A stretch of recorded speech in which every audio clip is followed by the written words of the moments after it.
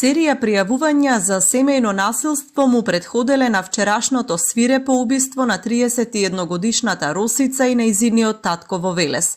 Младата жена повеќе пати го пријавувала за малтретирање, семејно насилство, за палење на семејниот автомобил. Психичката и физичка тортура траела долго, и онлайн и во живо. Само од февруари до септември годинава 5 пати пријавувала или давала исказ во основното јавно обвинителство во Скопје и во Велес.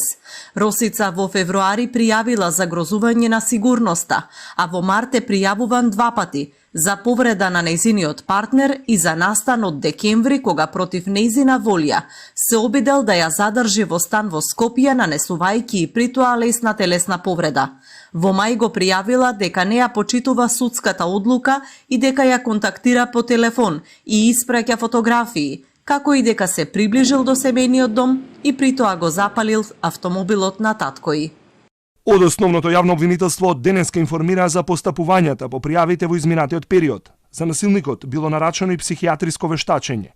Вештото лице се признало дека тој не боледува од душевна болест, бил пресметлив во моментот на сторување на делото, бил способен да го свати значењето на своите постапки и кај него не е регистрирана патолошка обсесивност или патолошка фиксација кон оштетената. Само 5 дена пред убиството на 10 септември, Основниот суд во Велес, постапувајќи по ова обвинение, изрекло пресуда со која обвинетиот го огласил за виновен и му изрекол алтернативна мерка условна осуда. При тоа со решение му биле укинати другите мерки на предпазливост кои биле на сила во текот на постапката, но на сила до правосилноста на пресудата. Останала мерката забрана за приближување и воспоставување контакти со оштетената и нејзиниот партнер, определена по барање на обвинителството. Сепак, 37-годишниот скопјанец не ја почитувал судската одлука.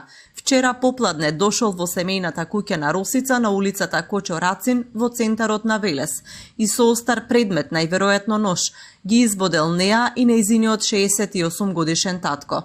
Случајот во полицијата е пријавен во 15:30 часот, а околу 16 часот повредените се пренесени во општата болница Велес, каде била констатирана смрт. Според првичните сознанија, откако ги убил Росица и таткој, напаѓачот се самоубил.